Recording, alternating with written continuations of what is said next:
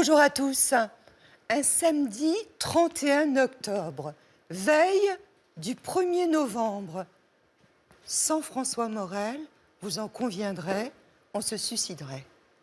Alors c'est pour ça, je lui ai demandé d'être présent sur le plateau de Thé au Café. Et ce sera un repas où figureront fromage et dessert. Bienvenue dans son ambiance, dans son univers. François Morel, bonjour. Bonjour Catherine. Je vous embrasse. Ah oui, n'hésitez pas. C'est vrai, ça aurait été triste que vous ne soyez pas là aujourd'hui. Ah bon? Ah oui. Déjà le 1er novembre, Ouais.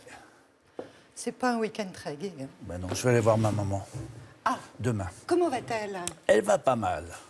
Alors elle habite en Normandie, dans l'Orne. Oui. Oui. Elle a 89 ans. Elle a 89 ans, on la salue. On l'embrasse. Oui. Elle est bien. Elle vit seule et plutôt bien. Oui. Oui. Alors, on va parler de Hyacinthe et Rose.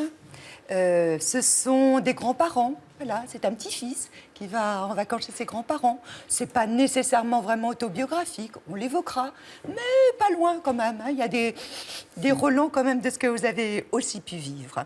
Je voulais vous demander, est-ce que durant cette émission, vous n'allez pas être normand en hésitant à me répondre, vous savez? Peut-être bien que oui, peut-être bien que non. Enfin, je peux pas vous dire. Je ne sais pas. Vous n'êtes pas un menteur? Vous dites toujours la vérité? Je dis pas toute la vérité, Ah. mais je dis la vérité. Est-ce que vous préférez, vous d'ailleurs, le mensonge qui console à la vérité qui fait mal? Ça dépend, mais enfin, je pense qu'une société sans mensonge serait extrêmement compliquée. Donc des petits mensonges de temps en temps, c'est pas mal. Non? Ouais. Je dis pas non pour ne pas faire de peine, souvent, Ouais. non? Bon, oui. Si je vous montre cette photo, vous avez quel âge? Je sais pas, 5 ans 6 ans, je sais pas. J'étais bien en joue, hein. Des oreilles un peu décollées? Un peu décollées, oui. Ouais. Elles se sont recollées, puis? Un petit peu. Ouais. Une petite opération. Ah, Mais d'accord. pas esthétique, hein. Non, C'était mais ça aide. médical. Mais à l'époque, on le faisait très Ouais. régulièrement. Un père à la SNCF, est-ce que ça permettait de voyager gratuitement? Absolument. Ah. Ça me Encore fait... aujourd'hui? Oh bah non, arrêtez. Jusqu'à 21 ans, donc ça fait il y a 3 ans que je ne peux plus voyager gratuitement. Voilà, menteur. Il y avait un poème de René Fallet qui faisait allusion à ça, et qui parlait de son père, justement, qui lui donnait la possibilité de voyager. Et il se disait toujours dans la famille, si on veut, on va à Nice. Mais il dit, on n'est jamais allé à Nice, c'était trop cher pour nous. L'ennui, c'est formateur quand on est enfant. J'ai l'impression, en même temps, maintenant, c'est ce que je fuis le plus au monde. L'ennui ? Ça m'obsède, oui. Quand je fais un spectacle, je me dis, pourvu que ce soit pas ennuyeux. Et des fois, c'est un manque de confiance en soi. Mais c'est vrai que le fait de s'être ennuyé quand on était enfant, ça permettait de rêver. Donc ça fait appel à quoi? L'imaginaire? L'imaginaire, Ouais, au rêve. Et vous rêviez à quoi? J'ai rêvé d'être face à vous. Enfin, mais c'est vrai que je rêvais d'être plutôt... Connu. Enfin, être dans la lumière. Être sur scène, pouvoir raconter des histoires. J'ai plein d'incompétences, mais je sentais que je pouvais être sur scène et écrire et jouer. Et c'est ce que j'ai essayé de faire toute ma vie. Vous pensez avoir été désiré par vos parents? Je pense que j'ai été une surprise. Je suis le petit dernier, qui n'était pas fratrie vraiment de prévu. 3 enfants. Ouais. On espérait quoi, une fille ou... Je crois qu'on n'espérait rien du tout. Je pense qu'avoir 2 enfants leur aurait suffi. Mais oui, parce que ma mère me l'a dit, mais plutôt gentiment, en me disant on est bien content que tu sois arrivé. Donc c'est plutôt bien. Chez les Morel, on savait dire je t'aime? Oh. Pas comme ça, non. Ah. Non. C'était... Je pense qu'on s'aimait. Oui, mais on se le disait pas. peu, non. Ouais. Bon, enfin, c'est pas un milieu où on exprimait beaucoup les sentiments. Vous étiez plus proche de votre père, de votre mère? Plus proche de ma mère, je crois. Pourquoi? Plus proche de ma mère quand j'étais petit. Après, je me suis un peu rapproché de mon père. Mon père était assez fantaisiste, dans le fond, et il avait des rêves dans la tête. Ouais. Avec, ça, vous le dites, est-ce qu'il faut le gommer d'ailleurs de ses souvenirs, avec une addiction aussi un peu à l'alcool? Oh, ne parlez pas de ça, ça va me mettre ma maman tellement mal à l'aise. Mais c'est je ne voudrais pas qu'elle soit mal à l'aise à il cause faut de pas. nous. Mais c'est vrai que j'avais fait une chanson là-dessus qui parlait à beaucoup de gens, qui était papa, comment il va rentrer papa, sera-t-il sous, sera-t-il pas? Et oui, c'est vrai que c'est une angoisse enfantine. Père plutôt à gauche, Coco même. C'est gétiste, Ouais. oui, votant à gauche. Avec, Et cette, avec cette Mercato. phrase, il faut toujours voter rouge parce que ça rosit toujours. Ah, c'est joli ça. Et Mercato. Mercato, gentiment cato, quoi, allant à la messe le dimanche matin. Qu'est-ce que vous n'avez pas eu le temps de dire à votre père? Je pense qu'on dit jamais. C'est une chanson de Louis Chédid qui est magnifique. Il nous l'a chanté Ouais. en compagnie de ses enfants dimanche Ouais, dernier. ouais. Peut-être, On loupe toujours quelque chose, non? forcément, oui. Quelqu'un? Bah, j'ai eu des fois des rapports un peu conflictuels avec lui. Et à la fin, j'aurais dû peut-être plus lui dire que je l'aimais, oui, effectivement. Mais lui, il me fait des jolis compliments. Il est venu voir un spectacle une fois, je crois que c'était les Brigands qu'on jouait avec la troupe de Jérôme Deschamps. Et il a eu cette phrase jolie sur le quai de la gare, « Continue à faire rire les gens ». Et je crois que dans sa bouche, c'était énorme. Un joli compliment. Ouais. Ouais. On revient en arrière. Vous êtes d'accord? D'accord, moi je vous Vous suis. êtes fier de votre prénom? François, Oui. je l'aime bien. Oui? Il m'a jamais gêné. Oui. Alors qui se cache derrière les François? Alexandra Garde. François, comme vous l'avez si bien dit, écrit et insufflé sur les ondes un jour. Tous les garçons s'appellent François. Enfin, ceux qui comptent pour l'instant ou ceux qui ont compté ou qui compteront. Sacré François. Mais pourquoi il compte au fait? On a demandé à Morel. Très bel homme. Dans la maturité. Ah, mais c'est pas seulement pour le physique. Humoriste, billetiste, satiriste, mais surtout le François est compassionniste. Il suffit de vous voir dans les Deschiens, pull étriqué, diction ciblée, pour déceler votre affection pour les paumés que la société a abandonnés.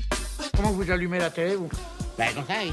Ouais. Hein? Et bon, Et votre voiture, comment vous l'allumez, votre voiture? Les prolos enfin éclairés, pour vous c'est la renommée. bah, dis donc. Le François est tendressiste.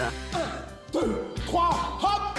Depuis Palace de Jean-Michel Ribes, Bonjour monsieur, c'est vous qui avez demandé le service miracle de Lourdes? il balade sa poésie, sa fantaisie et sa mélancolie pour souligner l'absurdité de la vie. Fais du sport et des frites. Avec une tendresse qui n'est propre qu'à lui. C'est sans doute un esprit où on essaie de parler légèrement des choses graves, et quelquefois même gravement des choses légères.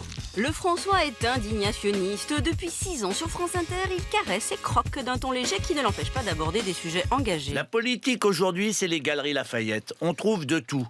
Des verts qui sont rouges, des altermondialistes d'extrême droite, des anti-mariages pour tous gays. C'est pas facile de s'y retrouver. Et le François est échangiste. Enfin, quand il passe du théâtre à la chanson avec un tel aplomb. Mettez mes pieds dans une bassine pendant des heures avec du gros sel de cuisine. C'est mon bonheur. Bref, tout ça pour dire que le François est à la mode Morel, un vrai moréliste, et le cadeau idéal pour Noël à commander vite sur théocafé.ist. Oh, ça va marcher. Hein. C'est un bon produit, François Morel.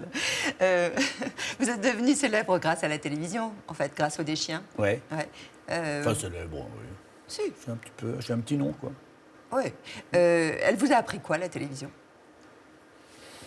C'est pas la télévision qui m'a appris les choses, j'ai l'impression. C'est plutôt tout le travail avec Jérôme Deschamps, Macha Makayev pendant 10 ans. Et qui m'accompagne toujours dans la tête, en tout cas. Oui, bon. Qu'est-ce qui reste des Deschiens en vous? Plein de choses. Le fait qu'il ne faut pas tout souligner, par exemple, quand on fait un spectacle, qu'il faut faire confiance dans l'intelligence du spectateur, que le spectateur, il se raconte aussi des histoires. Il faut commencer des histoires et puis lui, parfois, il se les finit. Puis plein de choses. Une précision, une rigueur, puis une envie de rire et de partager ce rire-là, oui. De tous vos spectacles, qui est celui qui vous ressemble le plus? Peut-être que celui que je joue en ce moment, je ne sais pas. J'hésiterais entre Hyacinthe et Rose et La fin du monde est pour dimanche. J'ai mis beaucoup de moi dans ces deux-là. Vous dites d'ailleurs dans ce spectacle que la vie, c'est comme une semaine. Ouais. Donc on est à quel jour? Ouais. Voilà, c'est ça. Ouais. Ouais. Le lundi, c'est quoi? C'est la naissance?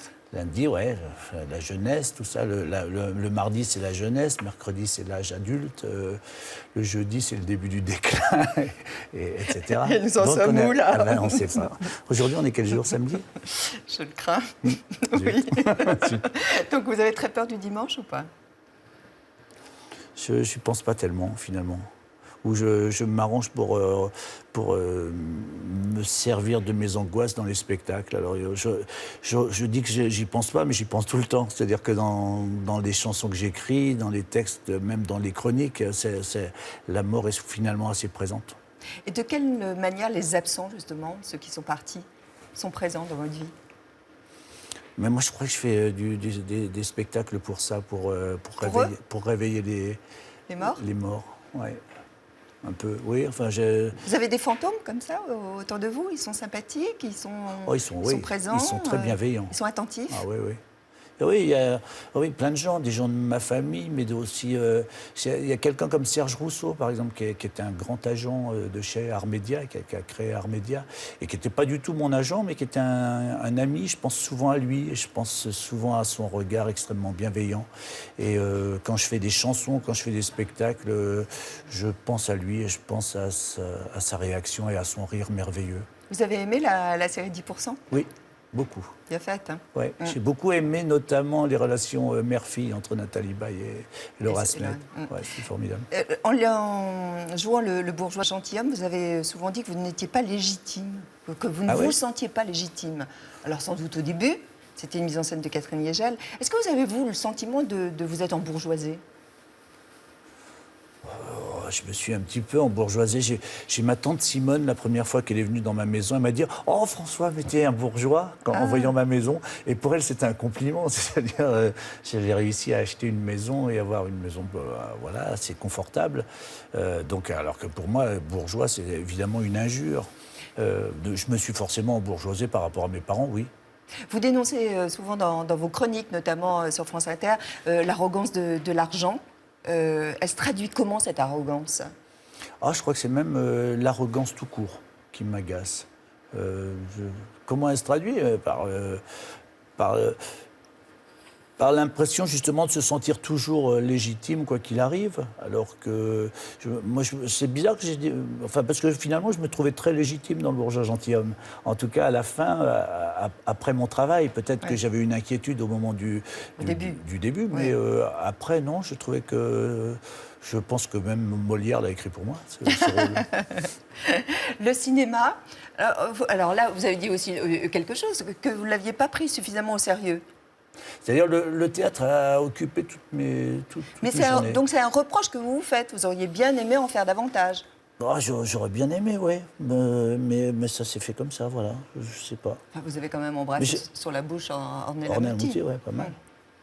Non, mais j'ai pas de regrets parce que je fais mon métier tous les jours et avec beaucoup de plaisir. Et je crois que si j'allais pas régulièrement sur une scène de théâtre, ça me manquerait profondément. Alors que ne pas aller sur un plateau de cinéma ne me manque pas. J'adore y aller, mais ça me manque pas. Voilà. Donc je n'ai pas de regrets. Entre comédien et, puisqu'on parle de la scène, et chanteur, quelle est la différence d'approche? C'est plus.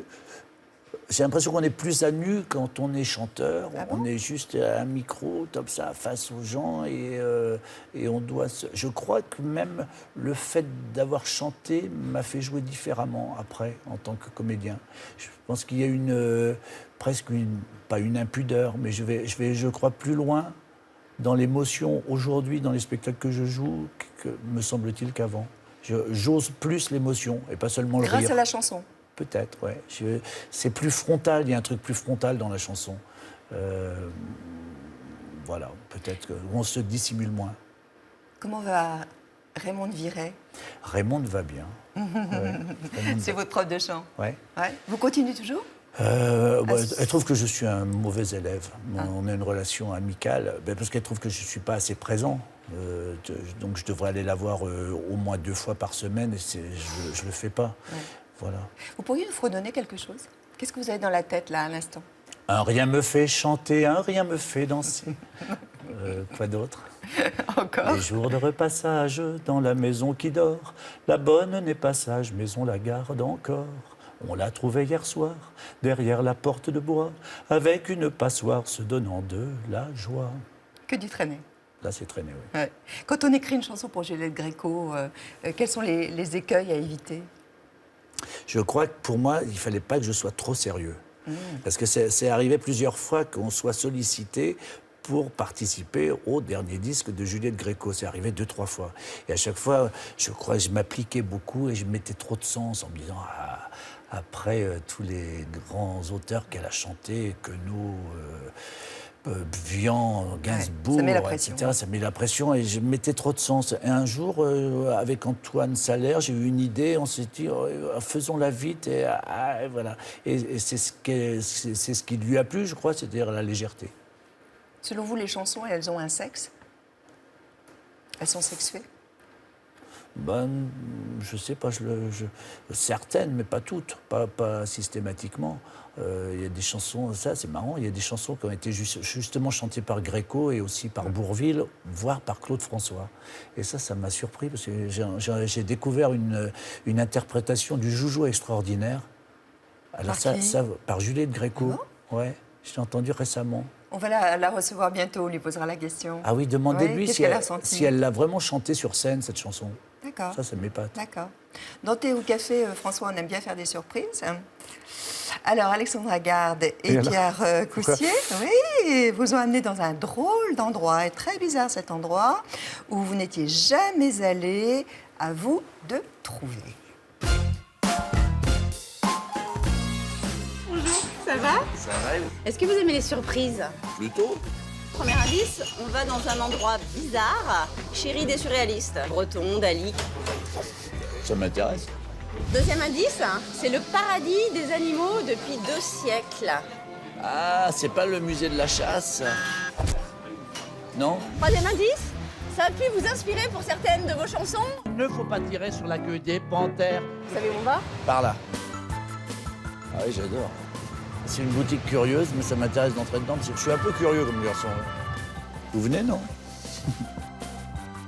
C'est beau, ça. Il y a des dents rouges comme ça, non? Ah si. Mais qui est-ce qui achète ce genre de choses? C'est pour la décoration, pour la collection. C'est souvent une affaire de coup de cœur. Ce sont des bêtes qui meurent de mort naturelle. C'est le travail du taxidermiste après de remettre la bête en forme au mieux. C'est marrant. Il y a souvent eu des animaux dans mes spectacles. Il y a un lion, il y a une vache, il y a une huître. Et je pense que j'ai pas encore fini mon animalerie. Vraiment, je suis pas original, mais depuis Ésope et La Fontaine, on se sert des animaux pour parler de nos relations. Donc, je suis pas plus malin que les autres. Je fais aussi à ma manière. J'aime bien quand ça s'entrechoque entre la fantaisie et puis quelque chose d'un petit peu plus profond qui peut parler à chacun. Avoir une conversation avec cette autruche, ça peut être bien. Vous devriez mettre un oiseau. Je suis un oiseau. En même temps, les oiseaux sont des cons, faut se méfier. Vous êtes quel oiseau? Qu'est-ce que vous diriez, vous? Si vous dites une poule, je vous gifle. J'allais plutôt dire un planeur. Un planeur, ouais, c'est pas mal. On est aussi un animal, quoi, quand on est un homme. Vous voyez les émissions de Laurent Ruquier, à chaque fois, il y a 2 grands fauves à la fin qui s'échappent. J'attaque rarement le premier, mais quand on m'attaque, je me défends. Quand je suis au volant et qu'on m'agresse, j'insulte les gens, etc. Mais... Non. Non, mais comme vous, non? Quand vous êtes au volant, vous êtes désagréable, on m'a dit. Quand on est con, on est con. Alors vous êtes plus malin comme un singe, paresseux comme une couleuvre, ou têtu comme une mule? Le singe et la mule, ça me va bien. Assez têtu, puis pas très malin, mais de temps en temps. Vous étiez studieux? J'étais bon en rédaction, Et en biologie? mauvais. Pas bon du tout. C'est un cours de rattrapage aujourd'hui alors. Ah, super, merci. Donc là, je vais vous montrer comment on prépare un coléoptère. Vous voulez essayer? On la pique dans l'élytre droit. Juste Là, voilà. c'est marrant. Vous êtes manuel? Pas du tout. Ça se voit, non? Et sinon, votre carapace, à vous, elle est comment? J'avais une forte carapace, mais finalement, quand je suis sur une scène de théâtre, peut-être que c'est là où je suis le plus vrai, où j'enlève une partie de cette carapace. On a l'impression de voir presque des bijoux. J'avais jamais vu de papillons tout rouges comme ça. Ça, c'est des papillons qui sont typiques d'Amazonie. Et vous observez un petit peu la nature? Non. J'ai une tête de paysan, mais je suis pas paysan. Chaque fois que je vois une bêche, j'ai des ampoules.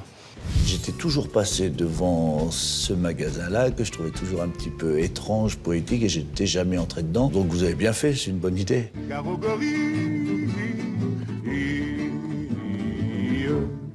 François, montrez-moi vos mains, l'intérieur de vos mains. Quoi? Ah ouais, vous n'avez pas bêché. Non, ça fait longtemps. J'ai pas vu une bêche. Vous n'êtes pas, bon, vous n'êtes pas un paysan, en fait, vous êtes un urbain en définitive. Ben plutôt, ouais. Ouais. Un urbain. Oui. Vous aimez quand même les villes, quoi. Il faut que ça bouge. J'aime bien l'équilibre entre les deux. J'aime bien. Alors que vous vivez quand même à l'extérieur de Paris. Hein. Ouais, mais à 20 km. Et je viens à Paris à peu près tous les jours. Ouais. Hyacinthe et Rose, c'est donc l'histoire de petits garçons, de cet enfant qui passe chaque été chez ses grands-parents. Des grands-parents, en fait, qui n'ont pas beaucoup de points communs. Hein, parce qu'il y en a un peu d'ailleurs, quand même. Un peu. Hein? Ouais. Par rapport à ce que vous nous avez dit, je trouve qu'il y a des similitudes. Un père quand même plutôt à gauche, une mère un peu plus tradie. Ouais, Hein? en même temps, oui. Voilà. Et alors, leur point commun, C'est c'est l'amour l'amour des des fleurs. Hyacinthe et Rose, au Théâtre de l'Atelier jusqu'au 11 décembre. Vous associez chaque fleur, en fait, à un souvenir d'enfance. C'est ça. D'abord, c'était un livre, c'était une rencontre avec un peintre qui s'appelle Martin Jarry, qui avait fait des très beaux portraits de fleurs. Et il cherchait un texte pour accompagner ces portraits, et pour en faire un livre chez Thierry Magnier. Voilà. Donc j'ai commencé à écrire. J'avais une histoire de grands-parents qui s'appelait à l'époque Mémermone et Phytopète. Je ne sais pas d'où ça vient. Et puis je me suis dit, je vais leur changer de nom, je vais leur mettre des prénoms de fleurs. Et puis j'ai un peu collecté autour de moi. Et puis c'est devenu cette histoire-là. Les bons sentiments, c'est une antidote, un peu comme ça, à la morosité, au dénigrement. On ne fait pas de grande littérature avec des bons sentiments. Mais est-ce qu'on fait des bons spectacles? J'en sais rien. Moi, j'avais envie d'un spectacle un peu tendre qui réunisse un peu les gens, une espèce de parenthèse un peu dans cette violence un peu généralisée. Oui, et je pense que ça fait extrêmement plaisir au public. Ne pas forcément parler des problèmes d'aujourd'hui, plutôt c'est presque un spectacle introspectif où on se souvient de nous. C'est un spectacle, il est à 19h, et je sens après que les gens, ça leur fait plaisir, ça délie le fil des souvenirs. La bande-annonce. Rose et Hyacinthe, mariés depuis 45 ans, ensemble depuis toujours, ne s'entendaient sur rien. Tiens, où qu'est le livre? Il est plus sur l'étagère, c'est malheureux, il était là, donc tu l'as encore mis à sa place comme d'habitude si t'avais les yeux en face des vitres. Hyacinthe était Coco, Rose était Cato. Jésus-Marie Joseph, s'écria-t-elle, les yeux exorbités. Elle m'a retiré les habits, m'a poussé sous la douche et m'a obligé à faire ma toilette alors que nous n'étions même pas samedi. La renoncule un jour dans un bouquet, avec l'œillet se trouva réunie. Elle eut le lendemain le parfum de l'œillet. On ne peut que gagner en bonne compagnie. J'ai 17 ans et je suis amoureux. J'ai 17 ans et je suis amoureux. L'émerveillement, l'éblouissement. Sous le ciel bleu de juillet, je tombe en arrêt. Le concours de celui qui reste le plus longtemps sans reprendre sa respiration.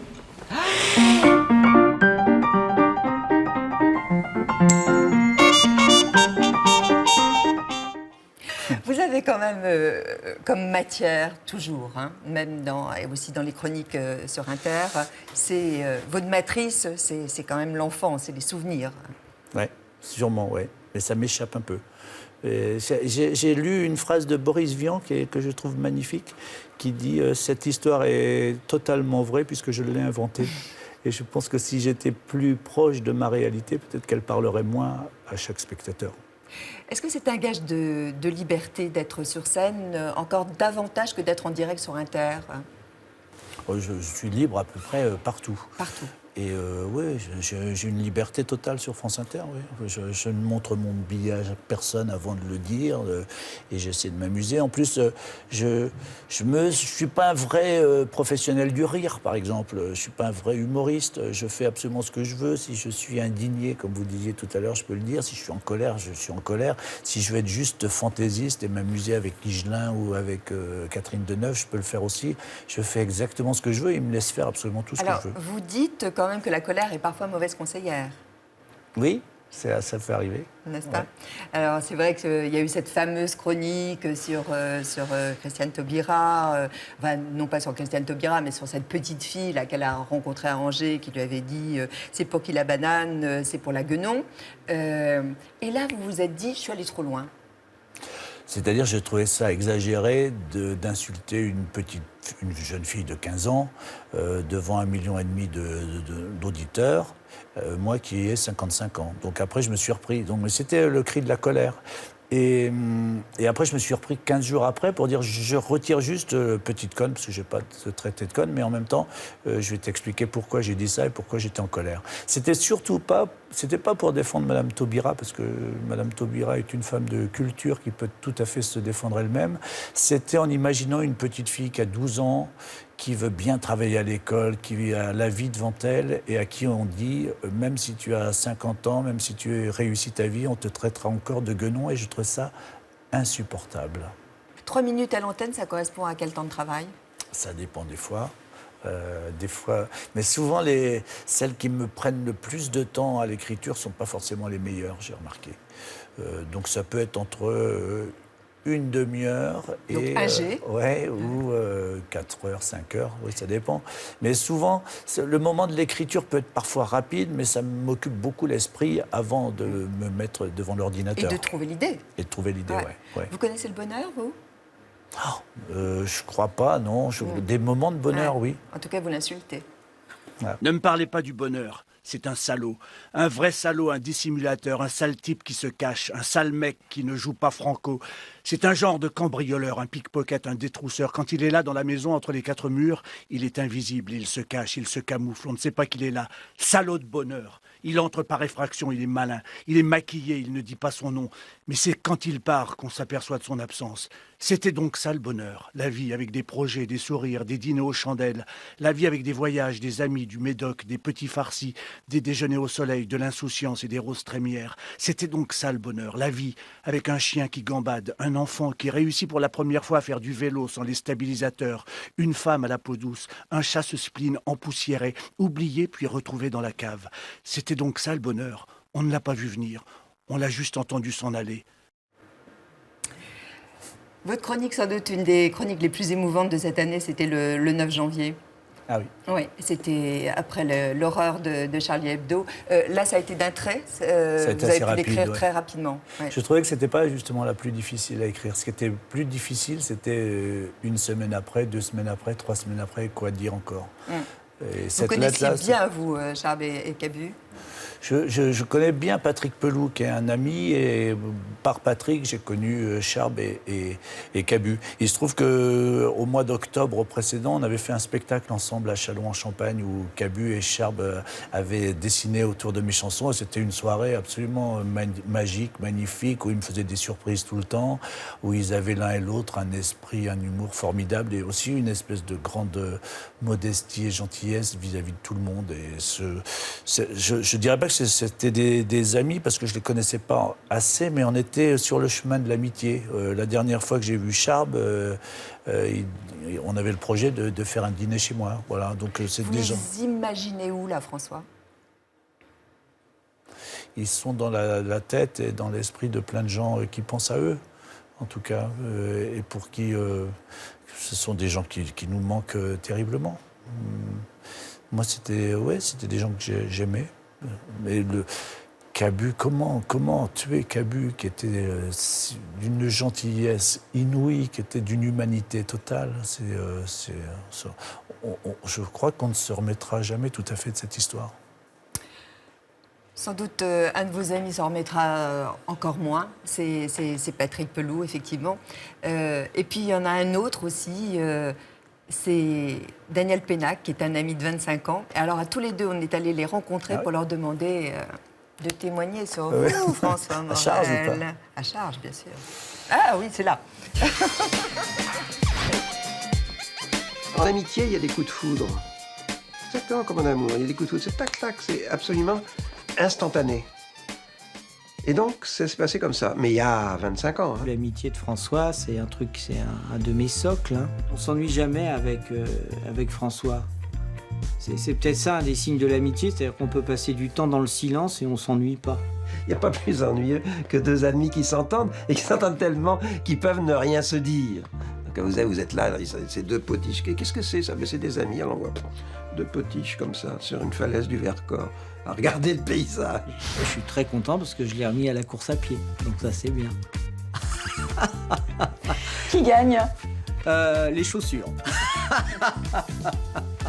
Surtout ne pas jouer au Scrabble avec lui, c'est une bête. Et je hais ce jeu. Je vais vous dire un secret, quand on est en voiture, on joue au quiz des chansons. Pour moi, il est complet. Voilà, complet, c'est bizarre comme adjectif. Complet. Il est complet. Comme un pain complet. Il est très très drôle. Vous savez que c'est difficile de manger à table avec lui. Il mange très mal. Il est très sale. Il se resserre sans demander la permission. D'un coup, il peut attraper une bouteille d'eau, il vous la fout dans la manche. Il se met à hurler des fois. De temps en temps, il dérape. Hein. Il a un fusible qui pète. Et il...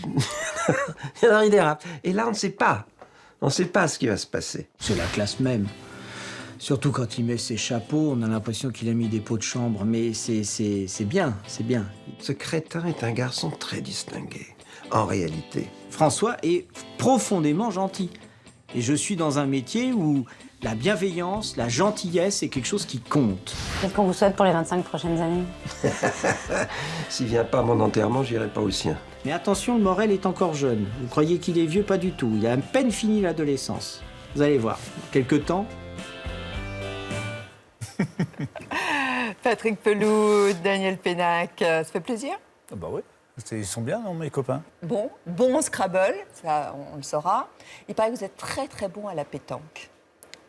Je crois que c'est... non, mais je sais pas pourquoi il y a... Si, regardez, elles vous attendent, les boules. Ah oui. Non, mais Pénac est meilleur. Hein. Oui. Alors les boules vous attendent. Qu'est-ce que vous voulez que je fasse? Eh bien, vous allez tirer. Ouais. Vous allez faire un carreau, c'est comme ça qu'on appelle ça, non? Sur quoi? Sur l'œuf? Sur l'œuf. Mais je vais tout casser? Ouais, casser l'œuf. Ça va être une catastrophe. Hein? Ouh là, il y a zone... Non, moi je ferais plutôt Il y a gaffe mort si d'homme, j'étais... là. Hein, ouais. Hop. Voilà. Oh, Ah non, il n'est pas cassé. Bah, attendez, mais... Attendez, on en remet un. On en remet un. On n'en restera pas là. Ah non. Non, mais vous avez une réputation au jeu, là. Bah, oui, c'est bien, mais on mettra le temps qu'il faudra. Hein. Oui, moi j'y tiens. Je veux voir l'œuf s'écraser sur la moquette. D'accord. Ce serait bon. Oh là, comment ça se fait? Oh là là. Vous avez du temps à passer avec nous, des heures et des heures peut-être. Ah ouais, hein. Ouais. Mais vous êtes meilleur en quoi? Je suis meilleur, je sais pas. Sur une scène, je suis pas trop mauvais des fois. Oui, ça c'est vrai, ça je le reconnais. De temps en temps, mais c'est à peu près le seul talent que j'ai. Voilà. Et si on l'écrasait directement, l'œuf? C'est parce qu'on est là. Ah voilà. Déjà c'est mieux. Non, c'est pas mieux. Attends, là, peut-être là. Ah! Bravo! Du premier coup, quasiment, non? L'honneur est sauf. Premier coup, quasiment. Premier coup, avec un petit montage derrière. Dis donc, vous êtes drôlement bien installés, là, quand même. En plein Paris, avoir un grand appartement comme ça. Je sais. Beaucoup nous l'envient. Ouais, je comprends. Quelle est votre couleur préférée? J'hésiterai entre le bleu et le rouge. J'hésite. Pourquoi? Bleu, j'aime bien. Ah, bon. Et rouge, j'aime bien aussi. Et blanc, non? Oh ouais, aussi. Je suis Vous êtes très patriote, oui. Très français. Vous croyez qu'on va en rester là? Je sais pas. Non, pas du tout. Il y a d'autres Oui, je à vous casser? emmène les deux ados. Oui. Deux ados avec vous, François Morel, et des réponses du tac au tac. Avec quel autre François vous échangeriez votre vie?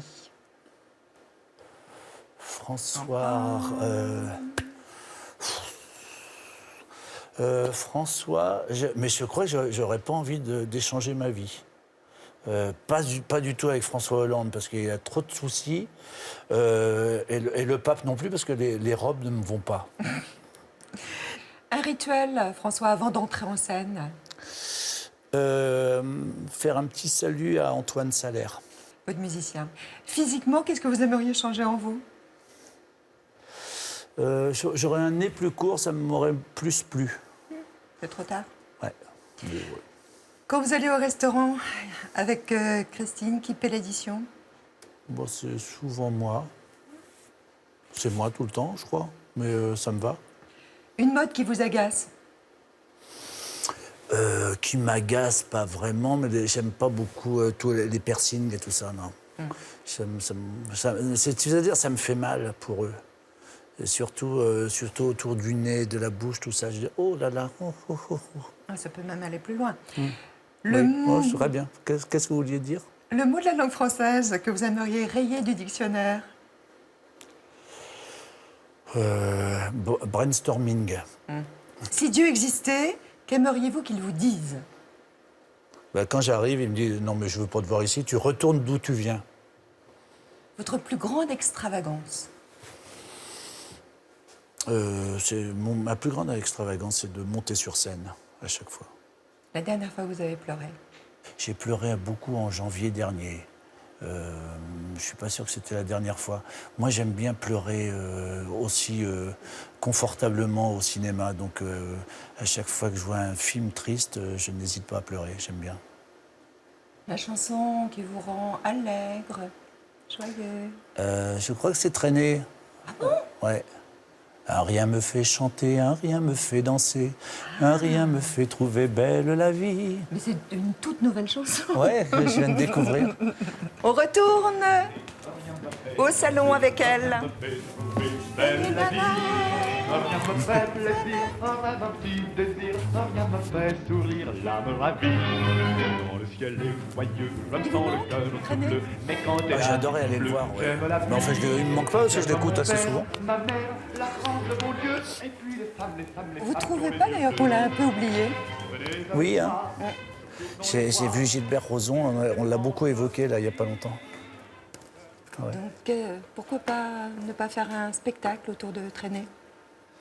Ça serait bien, mais ce n'est pas forcément à moi de le faire. J'ai donné un coup de main à un garçon qui s'appelle Alexis HK sur les chansons de Brassens, parce que j'aurais pu citer aussi Brassens, j'adore l'œuvre de Brassens. Mais peut-être qu'après, il faudrait penser à en faire un Traîné, ouais, j'aime bien. Dites-le avec des fleurs, hein. Ouais. Et allez voir Hyacinthe et Rose, c'est au théâtre de l'Atelier, c'est à 19h et ce sera jusqu'au 11 décembre.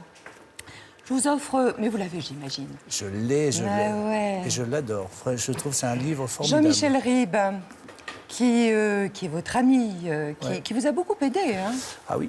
À plusieurs reprises. Dès le début, à l'époque de Palace, oui. Tome de théâtre. Et puis, il est le directeur, évidemment, d'un si beau théâtre. 1001 morceaux. C'est aux éditions Iconoclaste. François Morel, je rigolerais qu'il pleuve. Alors ça, c'est vrai que c'est Jeanne d'Arc qui l'a dit? Non, c'est Jean-Yann. C'est Jean-Yann qui prête ses propos à Jeanne d'Arc. Quand elle est montée... Quand elle est montée sur le bûcher, je rigolerais qu'il pleuve, voilà. La fête aurait été ratée, quoi. C'est aux éditions de Noël et ce sont vos chroniques d'Inter. C'est des petits bijoux. Et François Morel aux éditions de Noël, et les gravures de Christine Patry. Très belle gravure, d'ailleurs. Ouais. Un grand merci aussi à celle qui est exposée sur le plateau de Théo Café. Aujourd'hui, il s'agit de Julie Sucet. Elle expose sur rendez-vous aussi dans son atelier. Il suffit de la contacter. Elle est à Pantin. Elle met en scène un imaginaire où règne le végétal, des paysages intérieurs et sauvages. Julie Sucet, merci à elle.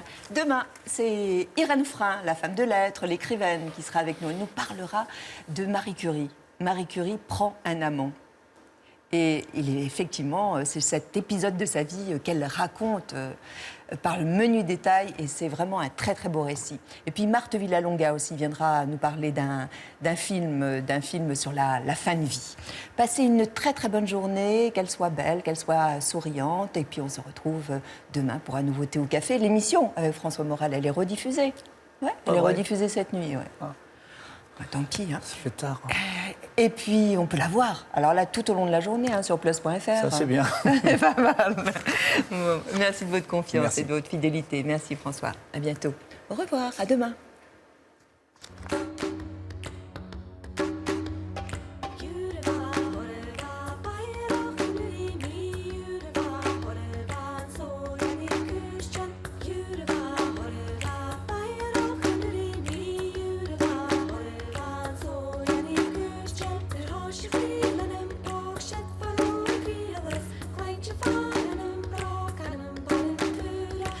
She